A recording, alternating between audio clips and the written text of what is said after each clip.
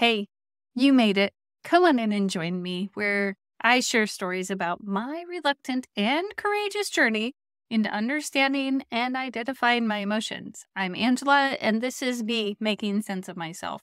I'm super glad you're here. If you haven't done so yet, hit the subscribe button so you can follow along as the adventure unfolds.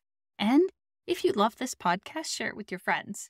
This week's topic was about identity and self-view. In the first video, I talked about a time when the identity I held of myself hurt my self-view. In the next video, I talked about a time I recognized how I was identifying in a situation and how that was impacting me. In the next video, I focused on a time when I noticed how I was identifying and I was able to shift my self-view. Then we meditated, and in this video that I lovingly call the Fridity or the Friday Ditty, I'm going to share with you usually just one parable, but today you get two, about this week's topic, how does identity impact your self-view? Along with explaining what is it about identity and self-view. So let's get to it. Once upon a time in a bustling village, there lived an old wise woman who was known for her insightful wisdom. One day, a young traveler approached her and asked, "How can I change my view of myself?" The wise woman smiled and handed the traveler a small mirror. "Take a look at yourself in this mirror, and then take a look at the world around you. Which reflection do you choose to believe in?" The traveler pondered and realized that the mirror only showed one perspective, while the world held endless possibilities. With this realization, the traveler's self-view shifted, for they understood that their identity was not limited to the reflection in the mirror, but rather flourished in the boundless world around them. The next parable. Once there was a little frog who lived in a small pond. One day, a bird flying overhead noticed the frog and said, "Why do you stay in this tiny pond? There are vast lakes and beautiful rivers out there." The frog replied, "I'm just a small frog. How can I survive in those vast waters? This is where I belong." The bird chuckled and said, "But you are not just a small frog. You are much more than you think." The frog pondered this and decided to venture out of the pond. To its amazement, it discovered new places, made new friends, and lived a life far beyond what it had ever imagined. From then on, the frog realized that its identity was not confined to the small pond it lived in, but had the potential to thrive in the vastness of the world. Identity is multifaceted, and it encompasses who you are as a unique individual and how you fit into the world around you. It's a combination of various elements. Some of the internal characteristics, your values, beliefs, personal traits, and talents, these are the things that shape your decisions and guide your life. Then there's the external characteristics. So this would refer to things you have little control over. Your race, ethnicity, gender, socioeconomic background, ability or diverse ability or disability. Those factors influence how you perceive yourself and how others perceive you. Now, you also have roles that you play, like being a friend, family member, colleague, citizen. All of those also contribute to your identity. These roles all come with expectations and responsibilities that shape your behavior. So, what are some important things to remember about identity? It's dynamic. It's not fixed. It evolves throughout your life as you experience, learn, and grow. It's multifaceted. You have multiple identities that can come to the forefront depending on the context. For instance, you might identify as a musician to your friends, but as a teacher to your students.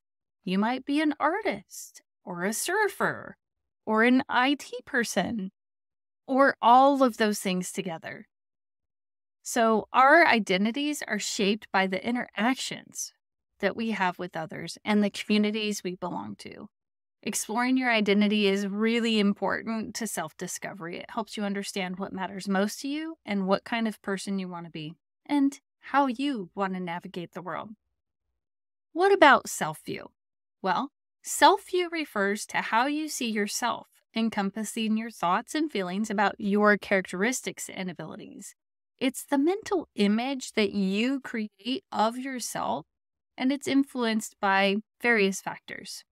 So it can be influenced by your emotions, your memories, your self-reflections. All of these contribute to your self-view. And then there's the external influences. How others perceive and treat you can shape your self-view. This includes feedback from family, friends, and society at large.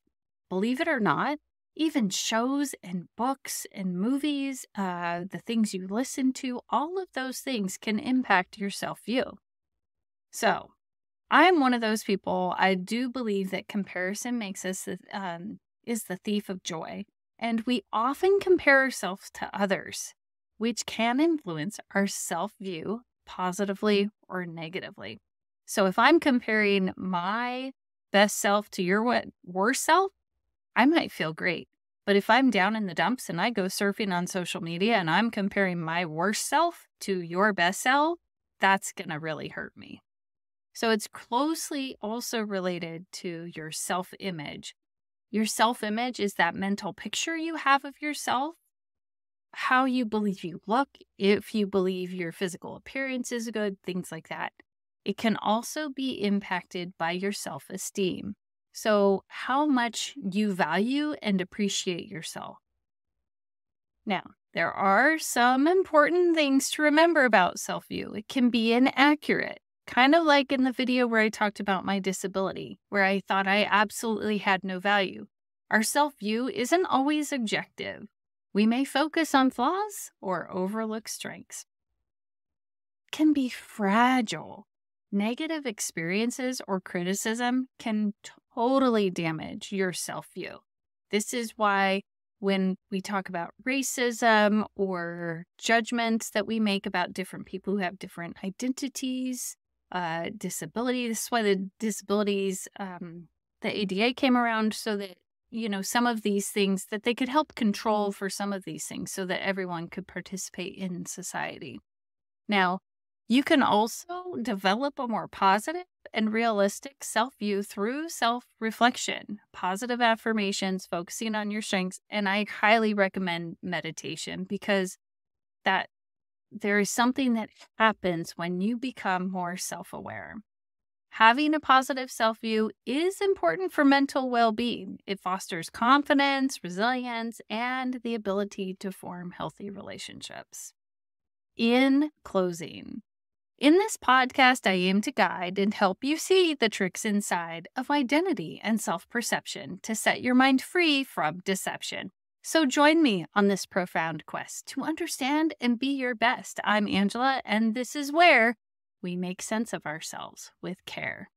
Like, share, and comment below to let me know what topics you'd like me to explore next. Remember to subscribe to Me Making Sense of Myself for weekly doses of inspiration and self-discovery.